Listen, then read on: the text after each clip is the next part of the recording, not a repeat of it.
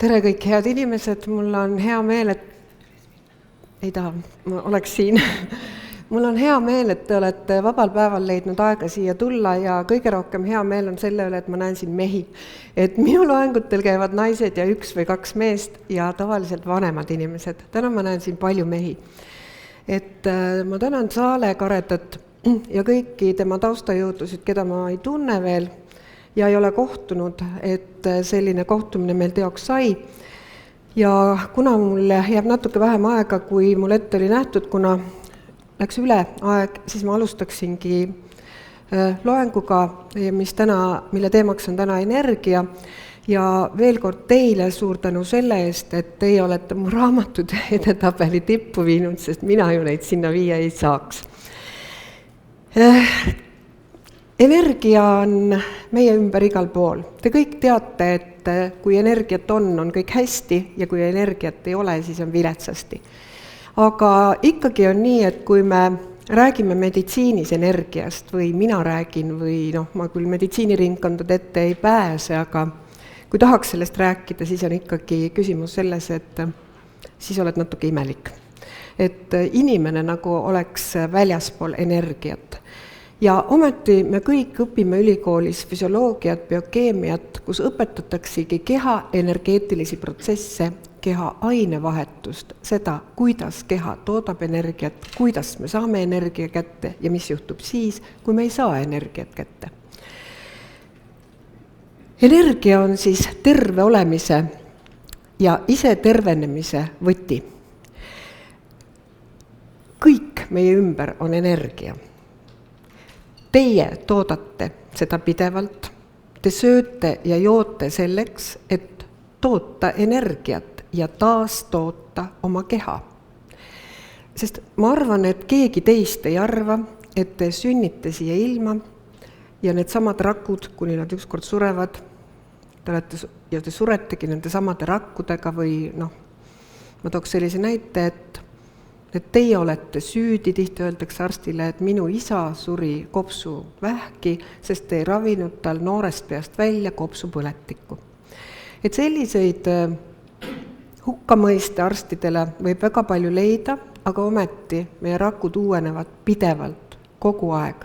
Lihtsalt erinevad rakud, erinevad koed uuenevad erineva ajaga. Ja et te sellest aru saaksite, siis ma võin öelda, et näiteks nina haistmisrakk uueneb ööpäevaringselt ja kui te näiteks olete haiged, keha näitab, et teil on energiakriis, siis te ei tunne lõhna, sest teie rakk ei ole uuenenud. Samal ajal, kui teie luud uuenevad samuti ja kui te murrate oma luu, siis tavaliselt 2-3 nädalaga on see paranenud. Et me ei saa ju rääkida, et luukude on surnud kude ja seal ei toimuks nagu uuenemisprotsesse. Kõik teie sees uueneb ja paraneb, kui te selleks annate võimaluse. Lihtviisiliselt, kui ei ole energiat, on ka silmavaade tuhm, pilt on udune ja te lihtsalt tahaksite teha seda, kuidas oma kehas energiat tagasi saada. Ja kõige lihtsam moodus selleks on magamine. Tukkumine.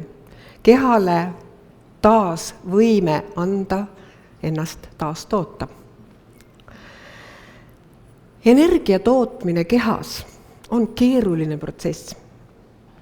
Ja seda nimetatakse meditsiinis oksüdatsiooniks, mis tähendab, et põlemisprotsess vajab hapnikku. See on oksüdatsioon. Ja me räägime iga päev oksüdatiivsest stressist. Kõik räägivad tähtsa näoga, aga kui küsida, mis see siis tegelikult on, siis jäädakse vastus võlgu. Et sellest ma täna räägin. Oksüdatsioon kehas on see sama protsess, mis põlemisprotsess looduses, kus eraldub energia soojusena ja veeaur ja süsihappegaas. Kehas toimuvad protsessid on täpselt samasugused.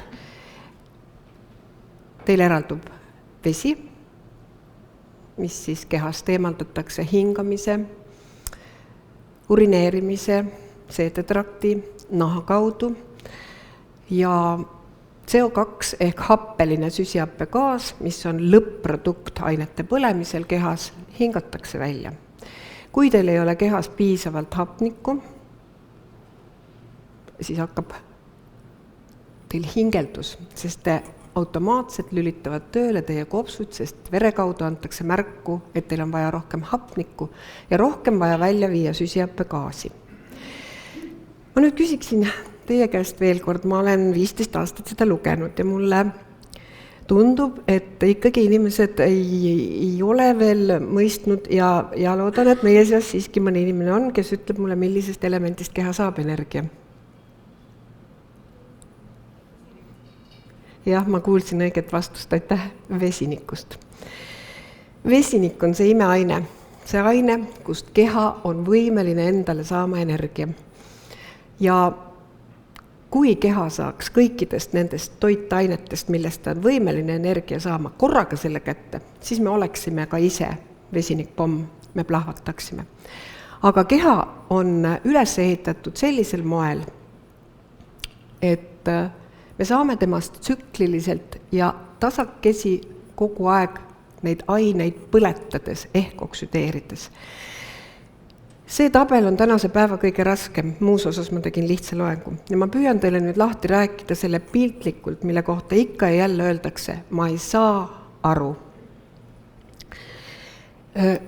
Kõige üleval seal on mul toodud lihtsalt ühe suhkruvalem. Ja kui te vaatate selle suhkruvalemit, siis ta koosneb süsinikust, vesinikust ja hapnikust. Keskele ma olen toonud lihtsalt ühe rasvhappevalemi, mis koosneb süsinikust, vesinikust ja hapnikust. Ja siin on hemoglobiini, aga no ütleme valguvalem, mis koosneb süsinikust, vesinikust ja hapnikust. Ja et lisaks on tal ka lämmastik ja raud, aga me praegu sellest ei räägi. Mis siis toimub kehas? Ja kuidas see toimub, et te hakkate tootma energiat? Süsivesikud ehk magus on vältimatu vajadus selleks, et teie kehas hakkaks saama energiat toota. Ilma selleta, ilma süsivesikuteta keha toimida adekvaatselt ei saa. Mida see tähendab? See tähendab seda, et maailmas pole toiduainet, mis ei sisalda süsivesikuid, sest inimene ei ole võimeline neid ise oma kehas sünteesima. Järelikult süsivesikud peate te kõik saama toidust. See tähendab magusast toidust. Süsivesikud on ürgse energia tootmise seisukohalt need ained, toitained siis, millest saame energiat ka ilma hapnikuta. Ütleme väga piltlikult öeldes, nina kinni hoides. Et aru saada, me saame 5, 6, 7, 8, 10, 20 sekundit energiat. Ja selle energia tootmise keerulise protsessi lõpptulemuseks on püroviinamarihape. Näete, seal on vesinikku vähe, hapnik, süsinik on alles.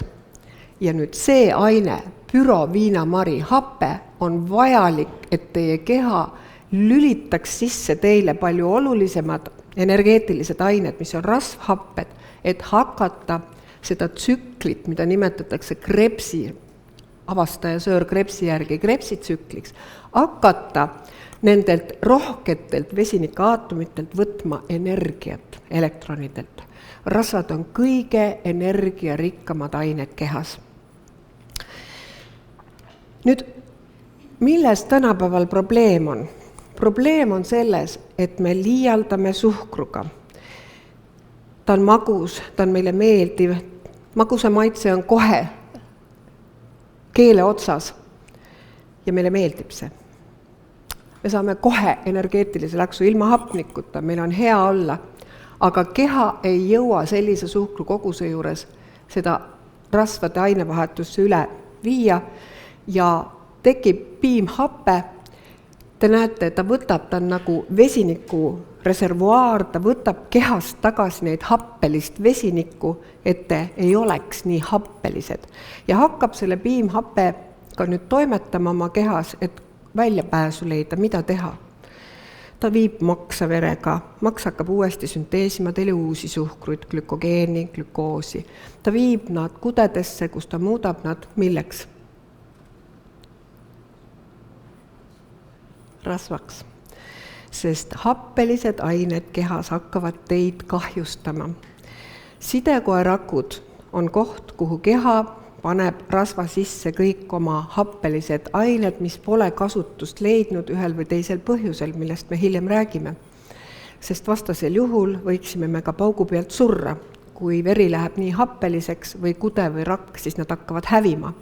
Ja rasvkude on alati see kude, mis on happeline, tegelikult energiarikas, kust me alati saame energiat juurde, kui me hakkame trenni tegema, jooma, sööma teisiti, kust keha saab võtta, et teie kaalu hakata siis langetama, aga tavaliselt on see ka otstarbekas, sest me kipume olema ülekaalulised.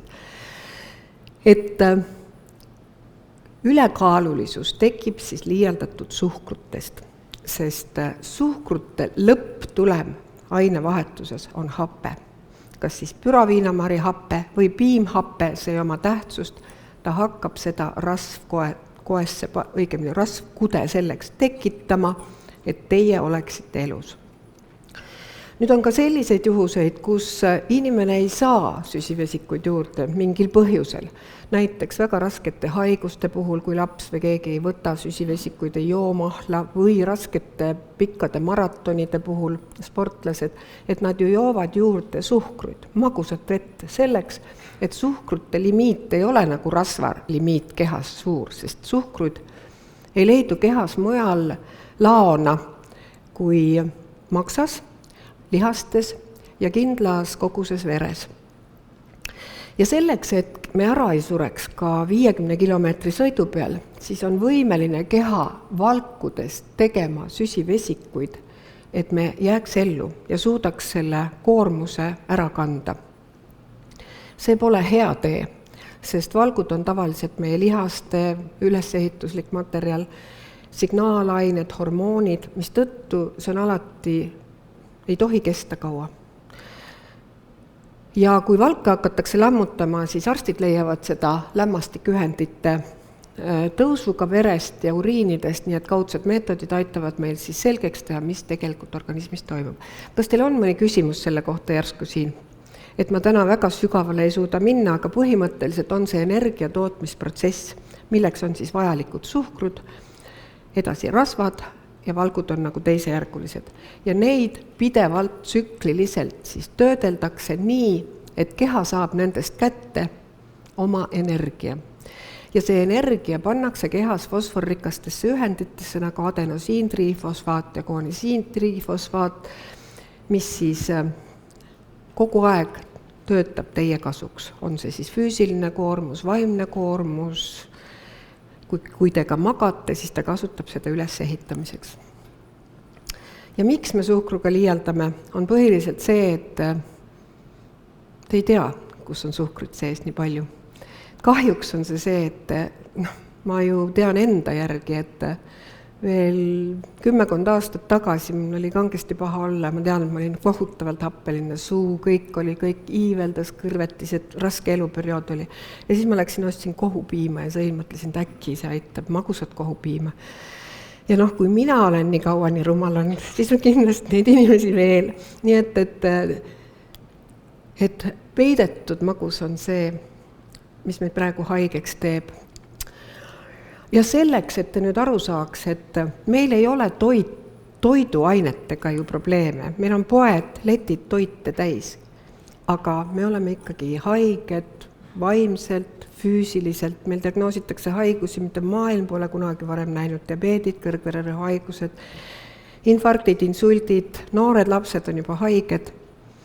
Ja küsimus ongi selles, et need põlemisprotsessid ehk oksüdatiivsed protsessid ei saa toimuda ilma, kui meil ei ole ensüüme, vitamiine ja mineraale.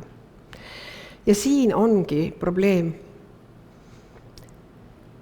et aastate pikku on maapind või maapinnas tapetud bakterid, pestitsiidid ja muud ained. Need toimivad nagu antibiootikumid kehas. Me tapame baktereid, mis meie eluks on vajalikud. Maapinnas on samasugused ained, mineraalid, bakterid, mis meie kehaski, lihtsalt, et maapind ja inimene koosnevad ühtedest ja samadest ainetest. Kui me oleme tapnud seal kõik bakterid või ütleme enamus bakterid, mida me vajame, et meie ei vaja looduselt ande, meie võtame need, siis hakkab ju varsti kogu inimkond kannatama sellepärast, et ei saa enam mineraale kätte. Selles samas tsüklis, kus siin toodetakse energiat, on vajalikud kõik mineraalid. See on lihtsalt üks toodud, kui keerulised need protsessid on. Selleks protsessiks, et me saaksime toitainetest energiat, on vaja ensüümid, mis on kuumatundlikud ained, mida kuumutades või valmis toitude söömisel te ei saa. Ja kui te ei saa ensüüme, siis teil võib olla süsivesikuid, rasvu ja valke piisavalt, aga te ei saa ju sealt energiat kätte. Tähendab, kui te ei saa elavat toitu, kasvavat toitu, puhast toitu, kus on ka ensüümid, siis te hapestute, sest need happelised rasvhapped, piimhapped, pürofenolahapped, nad sisaldavad veel vesinikku, need ei ole lõpuni ära põletatud. Nad tahmavad teie keha ja hakkavad teile tekitama kaebustest kuni haigusteni seisundeid. Mineraalid, mida te peate saama, kannatavad kõrget temperatuuri, et sellega nagu küsimust ei oleks. Aga neid ei ole meil. Et nagu Jaanika Veski ka oma esimesel konverentsil väga hästi ette kandis, et meil kasvatatakse need taimed, mida te poest ostate 3 mineraali peal. Fosfor, kaalium ja lämmastik, oli nii või? Aga te vajate neid 70-80 ringis. Ja kui teil juba mõnda neist krooniliselt ei ole, siis te olete haiged, te olete happelised, te olete põletikus, teil ei ole muud võimalust. Mitte ühtegi muud võimalust ei ole kehas. Ja kui te ei saa vitamiine, seda tean ma küll väga hästi, et eestlastel on väga raske puudust C-vitamiinist, sest meil ei ole kliimat sellist. Ja C-vitamiin on äärmiselt labiilne aine, mis redutseerub väga kergesti. D-vitamiin, ma usun, et see töö on nüüd juba ära tehtud, et kes vähegi arukas inimene on, see võtab õigetes doosides. D-vitamiin, mida tegelikult võiks hormooniks nimetada, on märgilise tähtsusega Põhjamaades ja põletikuliste haiguste ära hoida. Kuigi ma ei armasta mitte kunagi rääkida ühest ainest või ühest vitamiinist, küsimus on komplekssuses. Ja muidugi B-grupi vitamiinide defitsiit Eesti inimestel on ränk, väga ränk. Ja julgen täna ka välja öelda selle, mida ma veel 10 aastat tagasi ei saanud öelda, et meie kliimas ja praegusel hetkel pole võimalik korralike toidulisanditeta terve olla. Ja mis siis juhtub, kui me keha ei saa elu tegemiseks piisavalt energiat?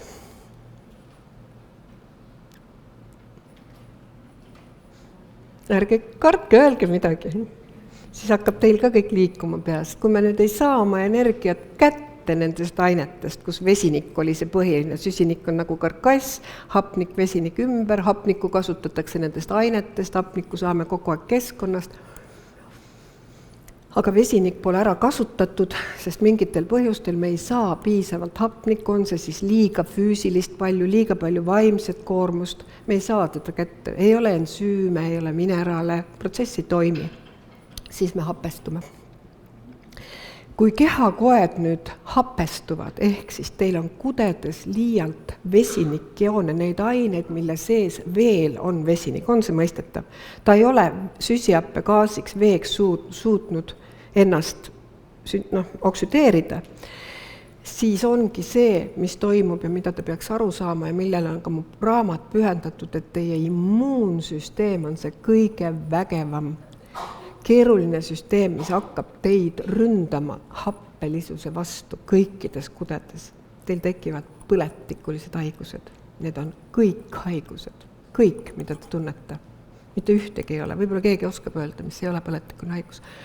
Põletik kehas on immuunrünnak, mitte bakterite ja viiruste olemasolu teie kehas. Sest teie kehas on arvestuslikult 100 triljonit bakterit.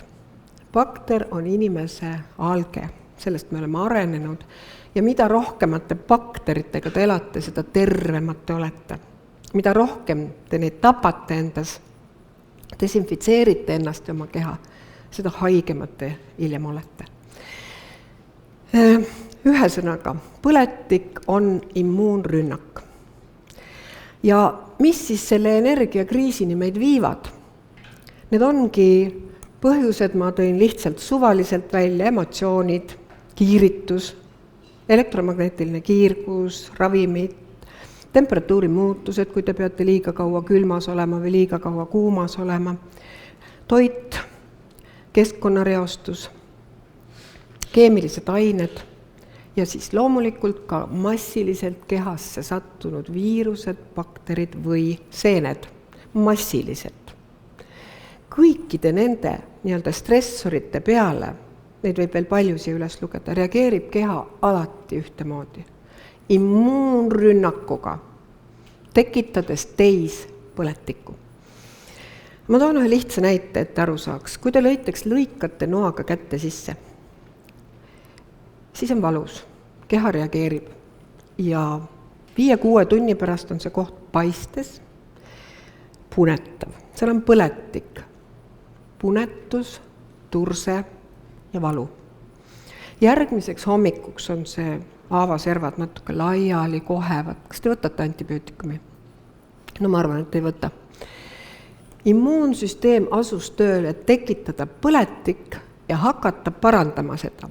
Bakterid, mis siin, bakterid on igal pool, iga ruutmillimeetri peal teil, sadu ja sadu, hakkavad seda lima ja sekreeti, mida see immuunsüsteemi rünnak, leukotsüüdid, C-reaktiivne valk, need on tohutud T-lümfotsüüdid, monotsüüdid, mis kõik sinna tormavad, kehas on tõsine sõda. Ja hommikul ärkate, vaatate tursest paistes, nüüd on pisikud sisse läinud. Ja rumal inimene, kes siis hakkab ennast antibiootikumidega ravima või desinfitseerima, bakterid aitavad teile seda kohta terveks teha. Ja kuna teie keha hapestunud kudede kõige paremad indikaatorid on limaskestad, limaskesta nimi on limaskest ja kui ta on hädas ehk happeline, siis immuunsüsteem rünnates teda hakkab limaskest ennast kaitsma millega? Limastamisega. Kõik limastavad seisundid on ju allergiad, astmad, kopsupõletikud, kõik kusesuguelundite protsessid, kõik. Ühesõnaga, kehakeskkond määrab selle, kas te olete terve, mitte bakterid ja viirused. Ma ei räägi juhul, kui need paisatakse meile väga palju, siis ka ei jää ju haigeks kõik. Et te teaksite, siis kõik kehakoed on aluselised, tähendab üle 7 pH välja arvatud magu, mis peabki olema happelisem ja naistel tupp. Kõik koed peavad olema aluselisemad, et olla terved. Kui seal toimuvad muutused põhjustel, mida me siin kogu aeg nüüd räägime, siis te jäätegi haigeks. Igal juhul loeb keskkond. Ja siis veel kord, järelikult ei põhjusta põletikke ju ainult pisikud, vaid ta on üks stressor. Ja kes on nõrgemas seisus, kes on kurnatud, sest kui te nüüd mõtlete tagasi, siis mis on muutunud? Peale selle, et keskkond on halb, maapind on saastunud, õhk on saastunud, toidud on teised, aga meil on tohutu infokülv tänu sellele infotehnoloogia arengule ja arvatakse, et umbes inimene saab praegu päevas 1000 korda rohkem informatsiooni kui vanasti. See kurnab meid. Miks? Sellest me räägime varsti. Et mitte sellepärast ei pea meil olema vaimseid haigusi rohkem, täpselt samuti füüsilisi haigusi rohkem, sest keha ei tee vahet vaimsel ka füüsilisel haigusel. Kehas on tervik, ükskõik, kus teil on mingi probleem, nagu Ailegi ütleb meil, on probleem terves kehas. Järelikult ei ole ju mõtet põletikke ravida, muutes keskkond, tähendab järelikult tuleb, põletikke ravida, muutes oma keskkonda aluselliseks, vaadates, kuidas me saame rohkem hapnikku, kuidas me saame kehasse rohkem hapnikku, mis toimub liikumisega, kui teil avanevad väikesed kollateraalid, lihased, mis paneb teie vere liikuma, teil hakkavad ained liikuma, teil hakkab kõik liikuma, mitte antibiootikumidega. Räägiksin selles kohas natukene veel lahti, et teil tekiks ruumiline ettekujutus, kuidas kehas siis toimib. Veri, joonistasin sellise veresoone keskele. Veres, nagu meile tihti öeldakse, veri on aluseline ja seda ei muuda ükski toitumine. Jah, veri ongi aluseline ja kui ta ei ole aluseline, siis te surete ära. Te võite paugu pealt ära surra. Aga veri lihtsalt ei ole, vaid veri võitleb selle eest pidevalt kudede arvelt ja hoiab ennast pidevalt aluselise teiste kudede arvel. Meil võivad tekkida haigused ja kõik, aga me oleme elus. Me võtame 10 ravimit, aga me oleme elus. Ja kõikide veresoonte vahel on siis rakud ja rakkude vahel on veel omakorda rakkude vaheline vedelik. Ja ükskõik, mida te nüüd sööte või joote, oletame, et te praegu joote midagi väga hapestavat, näiteks kohvi või mingit suhkruvett, need on hapestavad, kõik magusad asjad hapestavad, sest magusast tulid happed, nagu te mäletate.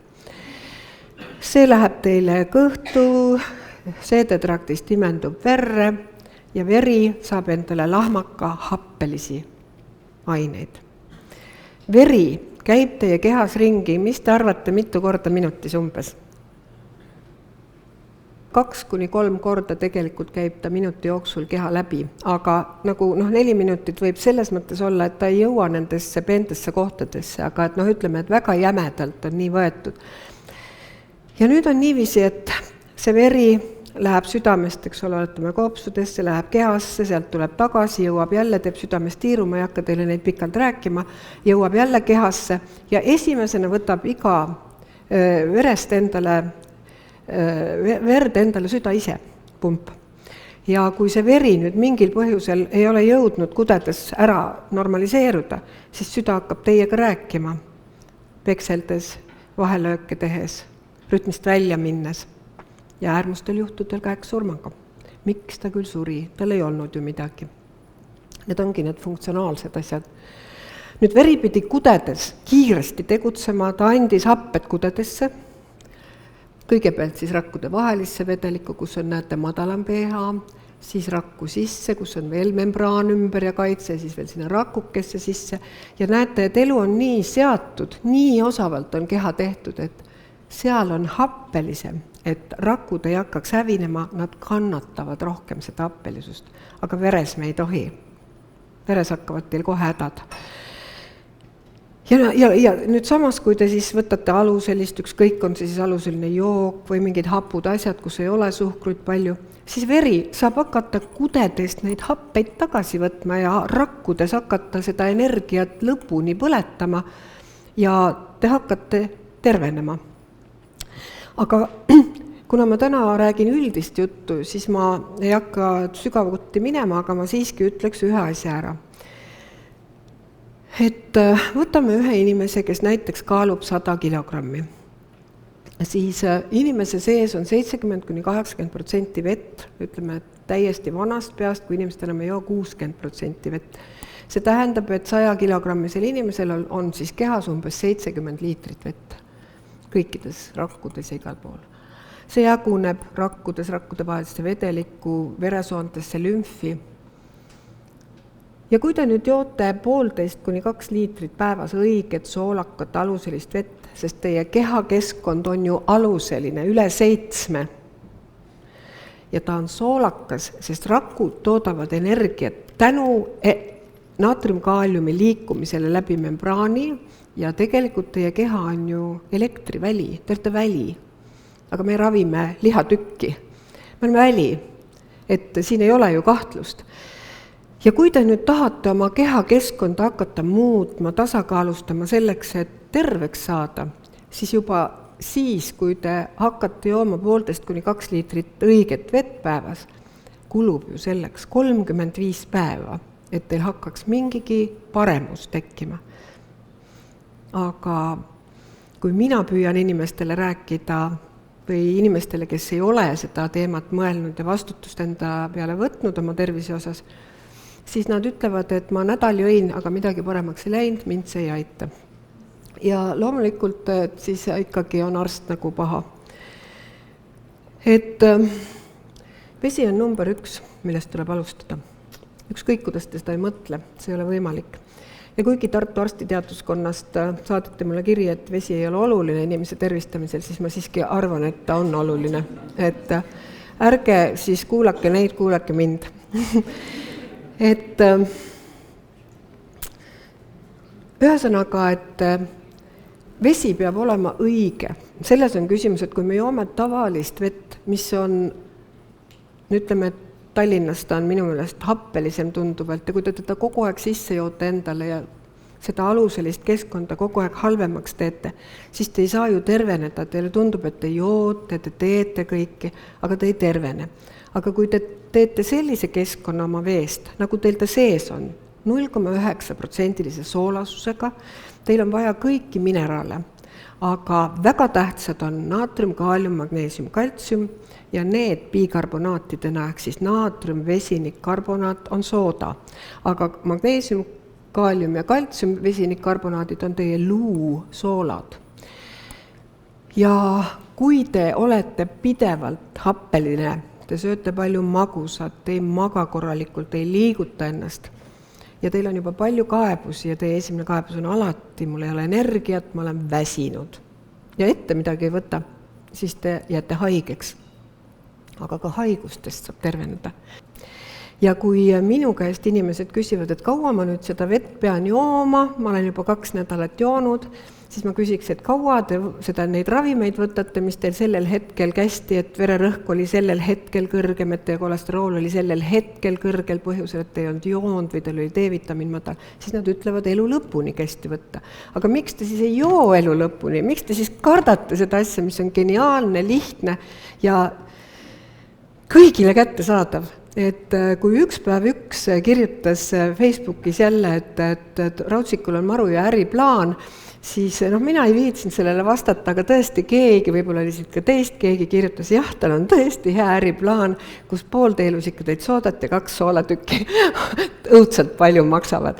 Nii et minu eesmärk on kogu aeg inimesi püüda aidata nii, et teil ei läheks palju kulusid, aga kahjuks on süsteem loonud sellise olukorra, ma olen ju selle sees olnud 40 aastat arstina, et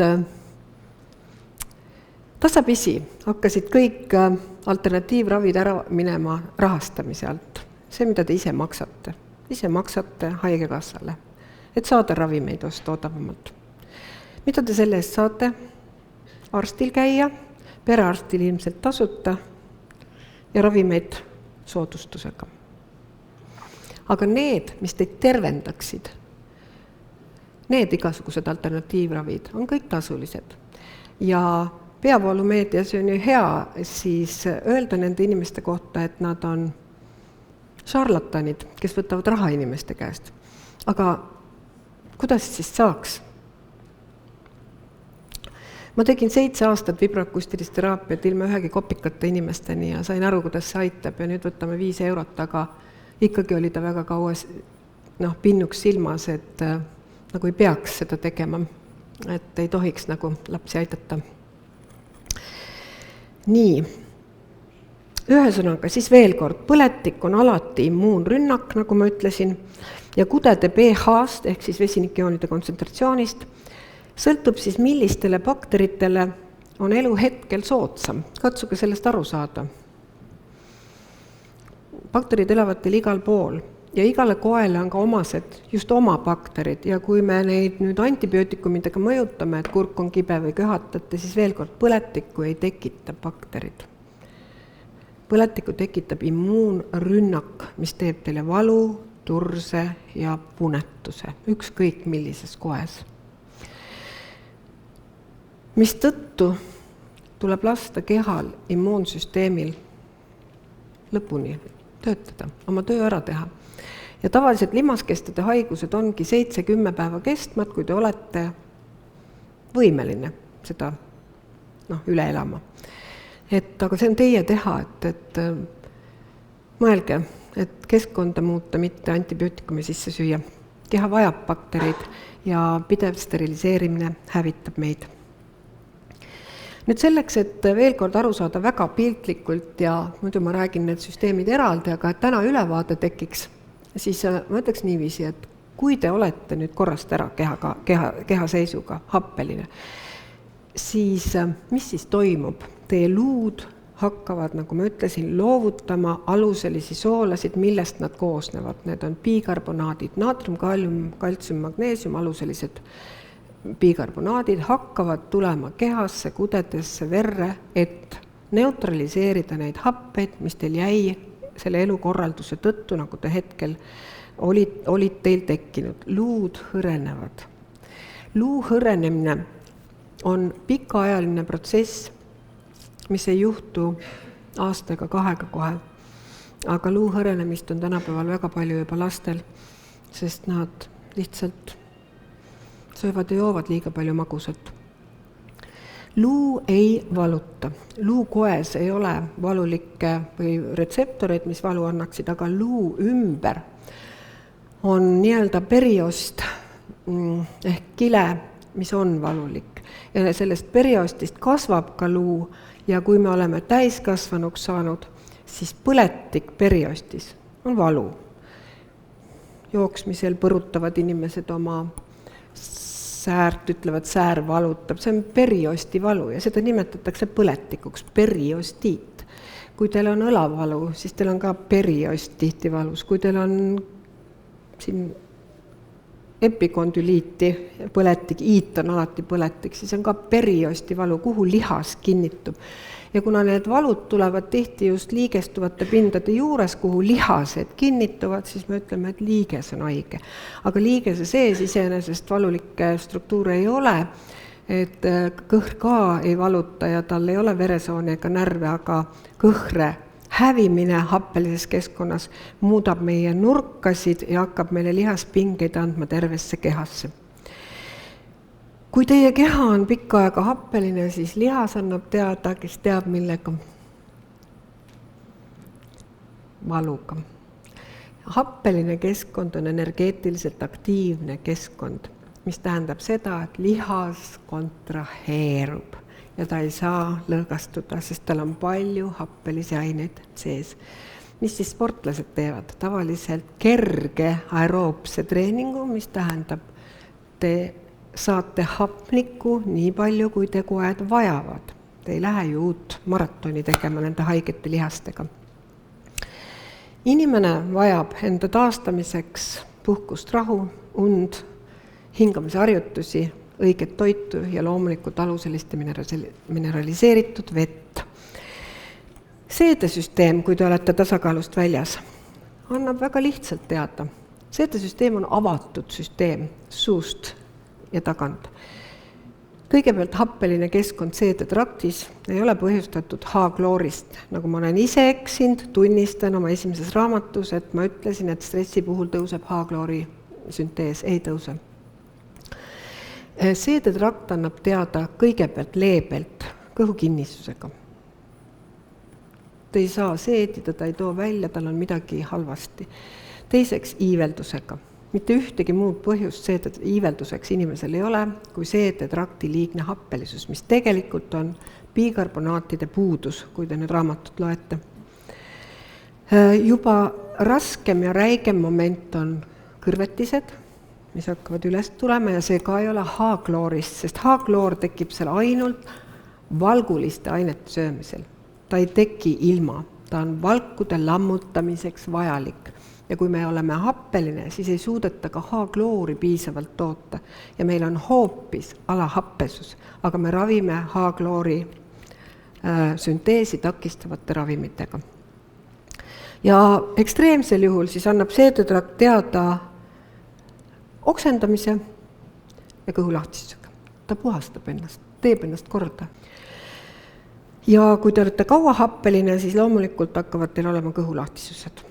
Ja eriti halval juhul siis, kui te olete kasutanud kogu aeg antibiootikume ja teil ei ole seal mineraale eriti jämesooles, kus peaksid teie mineraalid eri kohtadest imenduma.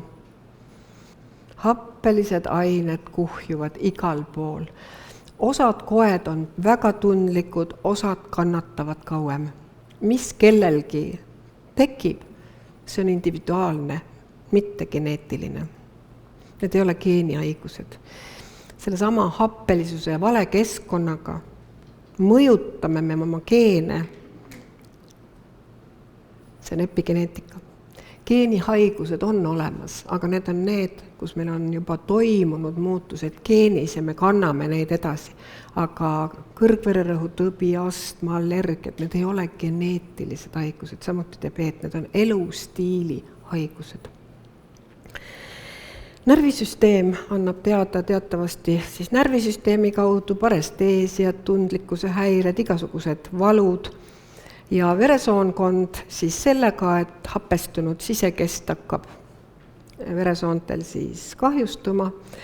Keha tormab, viib sinna kõigepealt homotsüsteini ja siis kolesterooli kui kõige tähtsama aine, mida kehas maks toodab, mis on põletiku vastane, kõikide põletiku esmane marker.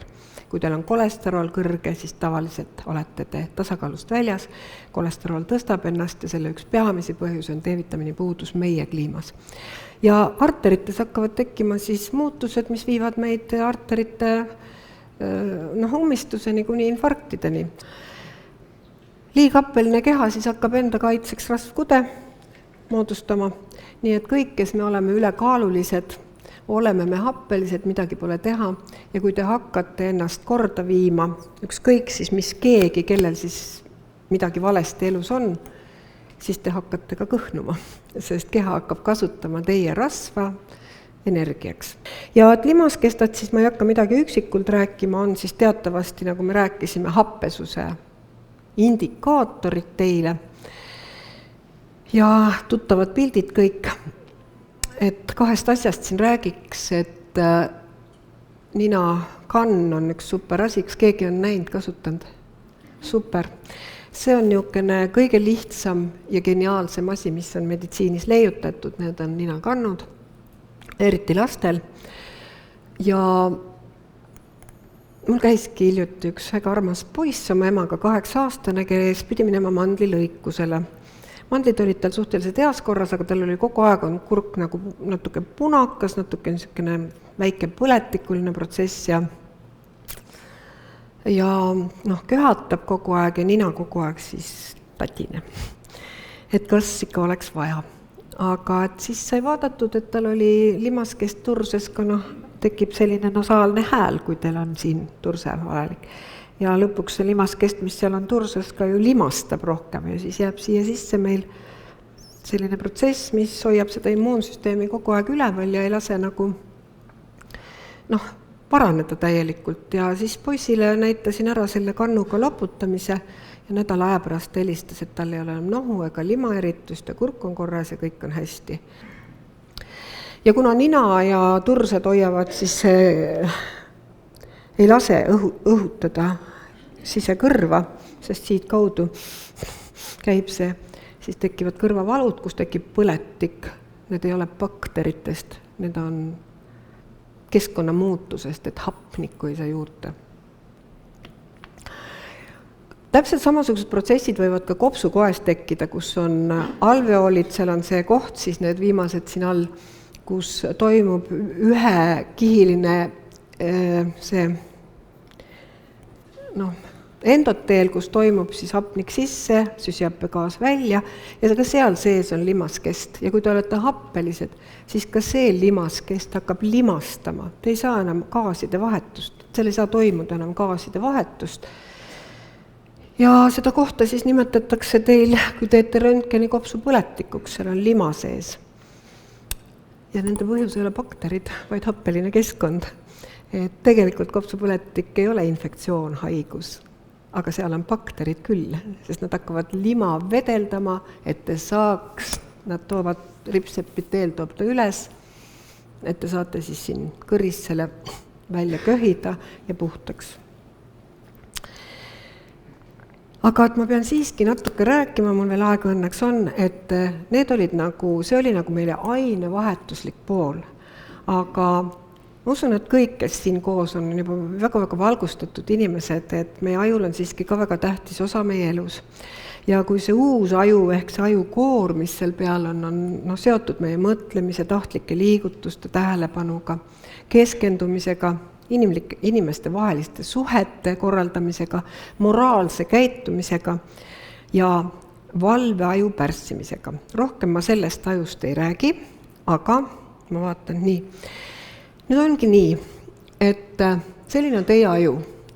See ajustruktuur siin on kõige ürgsem aju, mis oli ka ürgsetel loomadel, valveaju, ürgaju, mis reageerib millisekundite jooksul kõigele, mis ümbruskonnas toimub. Ehk siis, kui te lähenete loomale või kas või ussile, siis ta kas salvab teid või põgeneb. See on reaktsioon, füüsiline vastus sellele, et tal oli aju aktivatsioon. Arengu jooksul hakkas selle ürgaju kõrvale tekkima rakustik, mis mäletas situatsioone. See oli mälukeskus hakkas arenema.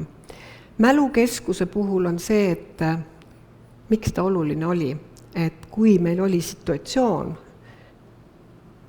uus, mida me ei olnud tunnetanud või teadnud, aga eelnevast elust teadsime, et midagi ei juhtunud, et see mulle ei teinud haiget, seda ma ei karda. See inimene ei tule mind salvama, ma tean seda. Siis ma ei rünnanud ega ei põgenenud, ma ei tarvitanud füüsilist energiat. Ja meile sai areneda otsmiku piirkonna aju, prefrontaalkoor. Ja see ajukoor ongi inimesele omane intelligentsuse keskus. Miks? Sest sellel ajul on võime pidurdada ürgaju tööd. Ja kuigi evolutsiooniliselt suutis seda juba mälukeskus hakata tegema neurokeemiliselt, on pikem jutt, siis see aju on see, mis teeb meist inimese. Ja kui keegi mulle räägib, et mu mehel on vähk, aga ta üldse ei nerveeri, siis nii see tavaliselt ei ole. Lihtsalt ta on võimeline mitte välja näitama tänu selle keskuse arengule. Aga inimene on oma arengus jõudnud sinna, et ta on ennast hävitama hakanud. See ongi see mugavus, vähene liikumine, huvipuudus, kõik tuleb kätte ja meile meeldivad mõnuained, narkootilised ained. Me magame tänu infoküllusele uneravimitega, võtame rahusteid, antidepressandid siia ei kuulu, rahusteid ja nad kõik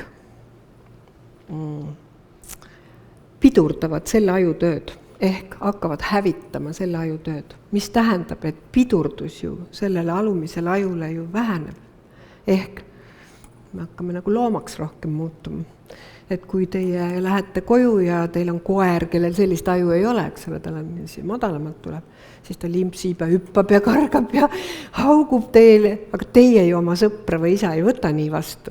Surute selle intelligentsu keskusega selle maha, kuigi ta tahaks võib-olla. Aga kui te näiteks alkoholi joote või tarvitate ja tarvitate seda liialt ehk pidurdate seda aju, siis te muututegi loomaks ju. Te võite püherdada, te oletegi ju loom, kui ei ole seda aju.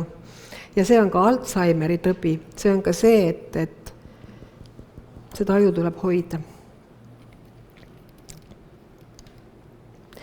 Järelikult, mul on siin vabandust peale läinud. Ja siis ma unustasin veel vabandust öelda, et nüüd seda ürgaju ja siis seda, ma näitan siit, see ürgaju on antud juhul see ja mälukeskus on selline hippokampuseks nimetatakse, meriobukeseks. Need kokku, need me nimetame emotsionaalseks ajuks. Kõik emotsioonid käivad meil sealt keskusest läbi, kõik juhivad meie keha. Ja kui nüüd võtta veel see uue aju osa juurde neile emotsionaalsele ajule, siis on see limbiline aju. Lihtsalt, et kui te loete, siis see on limbiline aju, nad töötavad funktsionaalselt koos. Ja et siit siis alustada, et vaadake, et sellest keskusest siis ehk siis emotsionaalsest ajust, mis paikneb siin, juhitakse kogu inimese keha, nii vaimset kui füüsilist poolt. Nii et kui teil on füüsilisi haigusi, siis te ei saa kunagi öelda, et teil ei ole psüühilisi probleeme, sest me jõuame sinna, kõik haigused on psühhosomaatilised. Ehk ei saa ravida vaimset haigust eraldi ja füüsilist haigust. Ei saa ravida südant eraldi, neeru eraldi, veresoont eraldi. See on absurd. Ja selle tõttu te siis saategi aru, et sellest samast ürgajust ehk emotsionaalsest ajust hakkab ju, sellest juhitakse kõike teie kehas, hingamist, südametegevust, vererõhku, und, seksuaalsust, immuunsüsteemi, hormoonide eritumist ja ainevahetust. Ehk siis, mida ma tahtsin enne öelda, et kõik, mida meile on visualiseeritud tänapäeval, kui paned televiisori lahti, siis ajud lendavad, lapsi röövitakse, multifilmid on automaatidega, aetakse kedagi taga, siis lähete kaubanduskeskustesse, seal on iga monitor paneb tümpsu, igas poes on oma muusika, kõik ainult aktiviseerib teid ja te oletegi ärevuses, erutuses ja teie keha on haige. See on teadlik protsess. Hoiduge sellest, leidke ruum, kus olla. Telekad on toas, arvutid on toas, jah, see on aja märk, aga tervis on teie.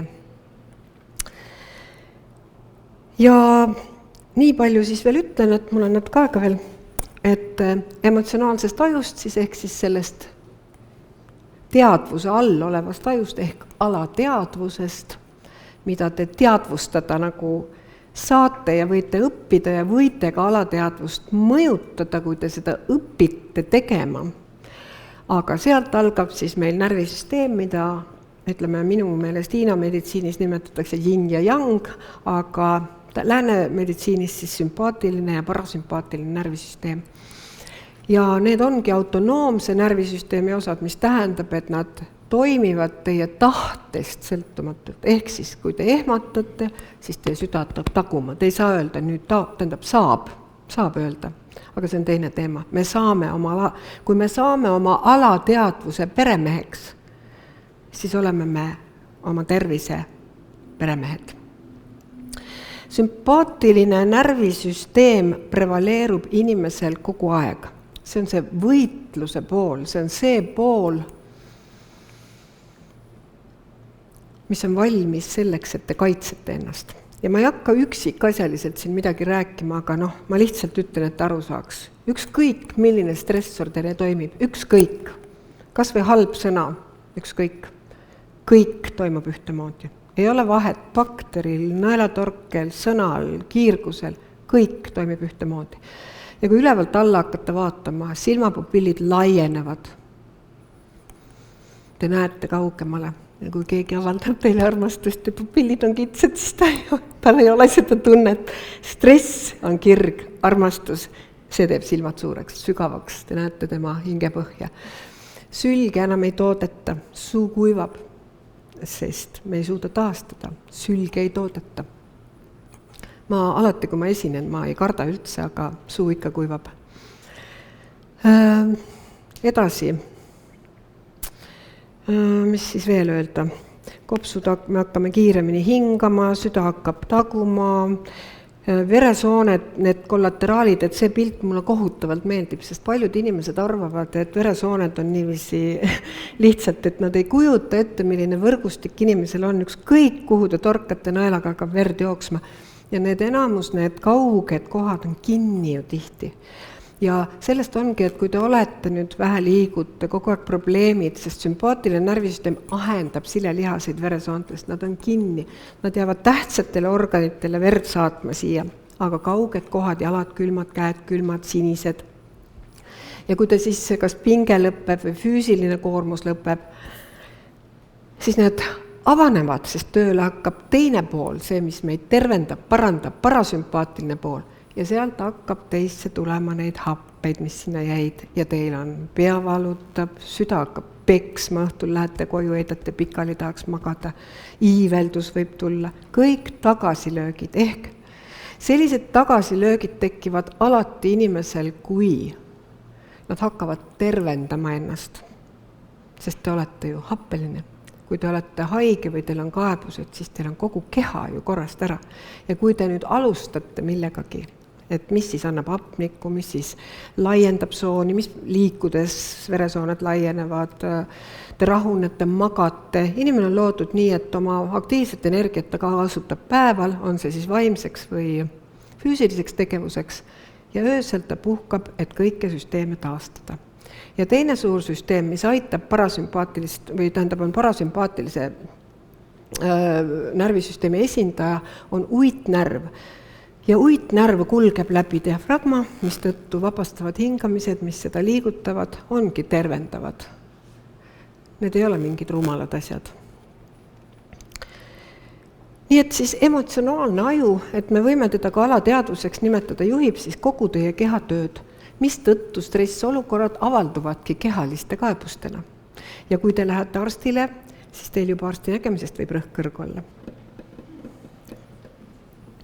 Ühesõnaga, kõik teie ka emotsionaalsed pursked pinged ja alateadlikud pinged, millest te ise ei pruugi üldse teada, need on lapsepõlvest näiteks, need kõik põhjustavad meile haigusi.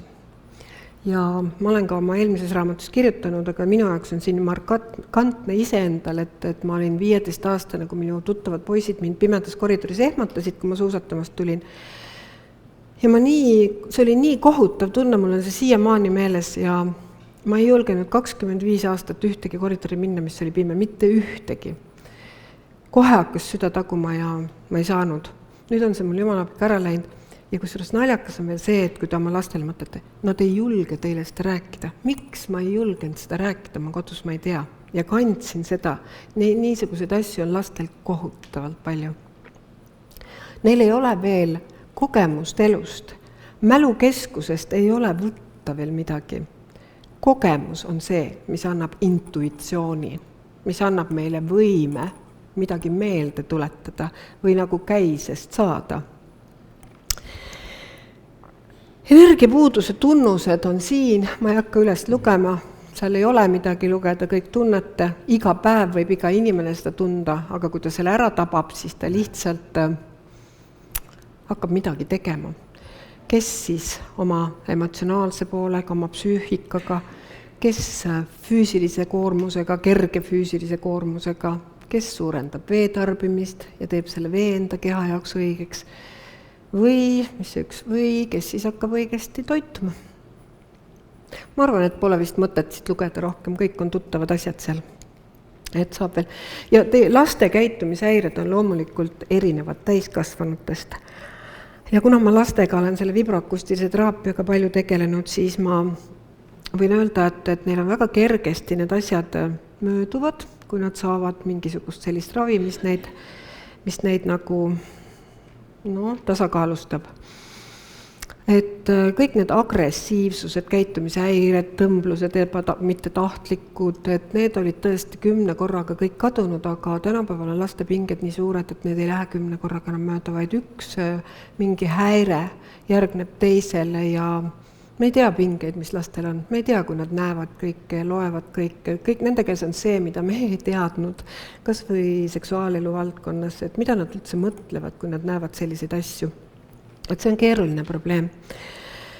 Ja krooniline energiapuudus kehas lõpeb varem või hiljem haiguste tekkega, ükskõik mis nime me sellele haigusele ei anna.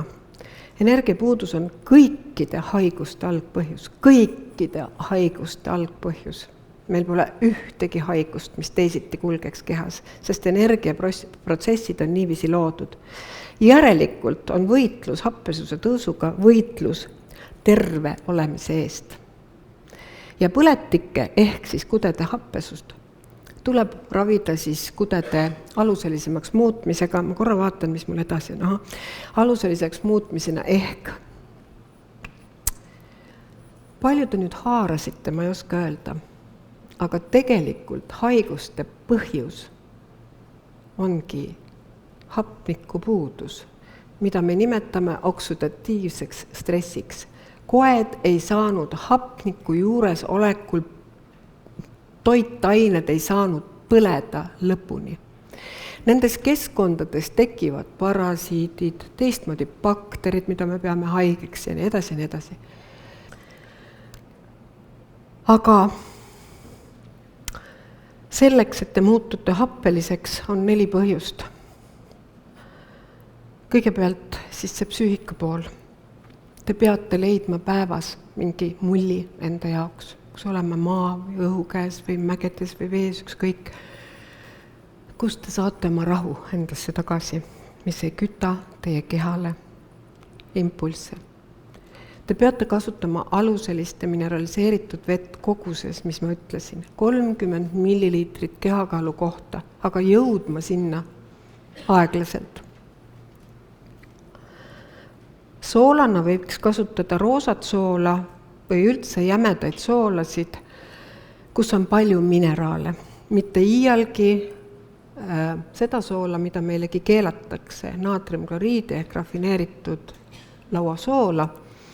Jah, et seda ühte soola ei maksa sisse kütta endale. Ja te olete terved, kui te toitute aluselisest poolest, elavast toidust ja te olete haiged, kui te kasutate seda poolt. Siin ei ole enam rääkida vaja. Ja te olete terved, kui teile hakkab rääkima järgmine esineja, kui te liigute, panete oma vere käima, oma lihased käima ja oma lümfi käima, sest lümfi tööd käivitab ainult lihassüsteem. Tal ei ole südant, tal ei ole pumpa. Aga lümfisüsteemi seisundist sõltub, kas te saate vähi või te ei saa vähi. Sest valesid rakke, vähirakke on teie kehas lõputult kogu aeg. Ja kui te elate nii, siis te selle saate. Ka sellest on võimalik paraneda. Aitäh! Et kellel veel ei ole raamatut, siis saab osta. Suur aitäh teile, ka minul ei ole rohkem raamatuid hetkel kui seal taga. Aitäh!